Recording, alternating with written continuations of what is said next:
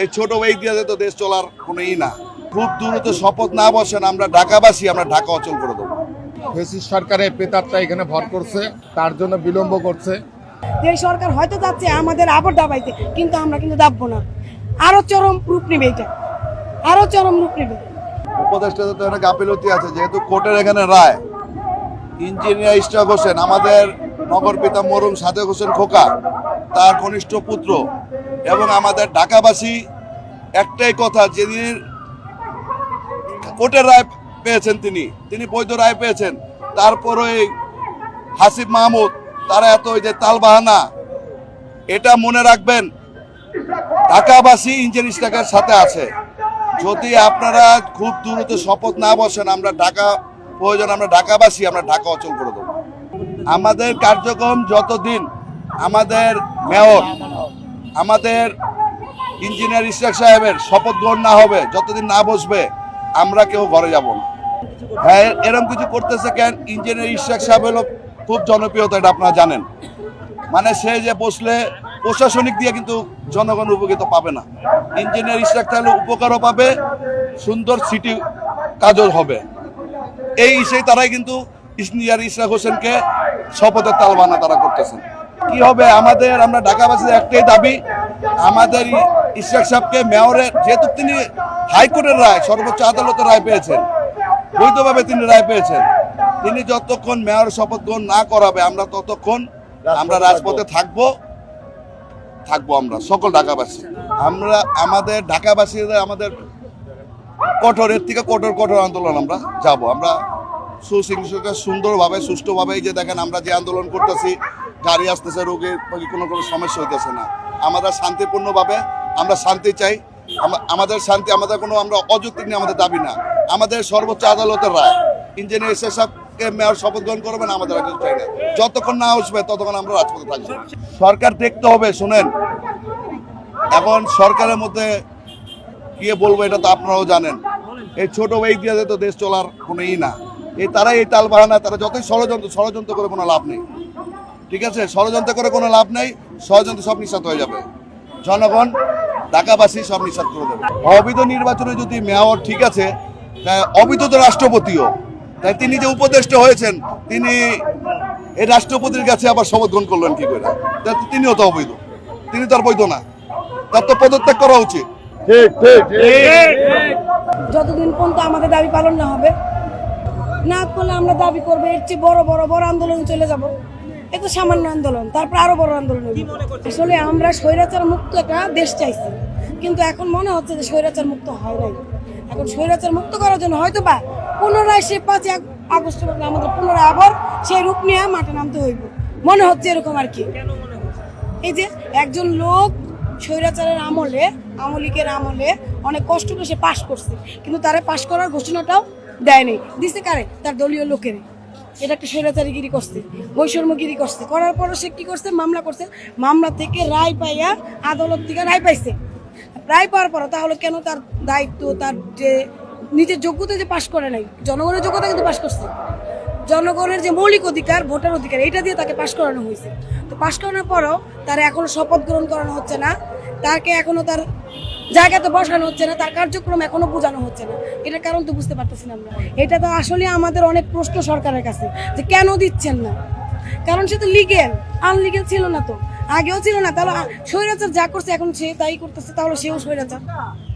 একজন নাগরিকের আমরা কেন 2বার স্বাধীনতা হয়েছে? যুদ্ধ কয়বার হয়েছে? 2বার। স্বাধীনও কিন্তু 2বার হয়েছে। দোনোবারই নামছি কেন? আমাদের অধিকারের জন্য। বাঙালি কিন্তু কখনো নিজের অধিকার অন্য কেউ কায়রা নিতে নেয় না, থাবায় ধরে, যুদ্ধ করে। তো ঠিক সেই অধিকার কিন্তু কায়রা নেওয়ার জন্যই চেষ্টা করতেছে। সেই অধিকারের মধ্যে একটা অধিকার হলো ভোটের অধিকার, যেটা জনগণে পছন্দ করে ভালোবেসে আমাদের ইশরাক ভাইকে দিছে। কিন্তু সেই অধিকার কি করছে? এখনো বাস্তবায়ন করতেছে না। কেন ভয় পাবে? ইশরাক ভাই কি স্বৈরাচার?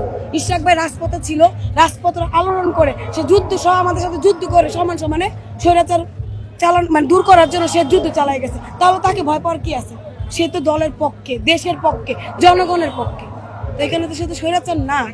আমাদেরও আপনি যে প্রশ্ন করছেন, আমাদেরও মনোভাব সেটাই, যে এই সরকার হয়তো যাচ্ছে আমাদের আবার দাবাইতে, কিন্তু আমরা কিন্তু দাববো না। আরো চরম রূপ নেবে, এটা আরো চরম রূপ নেবে। ফ্যাসিস্ট সরকারের প্রেতাত্মা এখানে ভর করছে, তার জন্য বিলম্ব করছে। আর আদালত কর্তৃক যেখানে জনগণের সমর্থনকে রায় দিয়েছে এবং নির্বাচন কমিশনার কর্তৃক গ্যাজেট প্রকাশ করার পরও বিলম্ব করছে, এটা খুবই মর্মাহত একটা সুষ্ঠু সুন্দর পরিবেশকে বিপন্ন করছে। আমরা মনে করি উপদেষ্টারা, দেশীয় সরকারের প্রেতাত্মারা যে দুর্নীতি করছে সেগুলি প্রকাশ পেয়ে যাবে জাতির কাছে। এই ঢাকাবাসীকে যে রাজস্ব আদায় করার পরে যে লুটপাট করছে, রাজত্ব তৈরি করেছিল, সেগুলি প্রকাশ পেয়ে যাবে, তাই তারা ভয় পাচ্ছে। যতক্ষণ পর্যন্ত ইঞ্জিনিয়ার ইসরাক হোসেনকে শপথ বাক্য পাঠ না করাবে এবং নগর ভবনের দায়িত্ব নগর পিতা হিসাবে ঘোষিত দায়িত্ব প্রদান না করবে, সেই পর্যন্ত আমাদের এই আন্দোলন অব্যাহত থাকবে এবং তীব্র থেকে তীব্রতর হবে।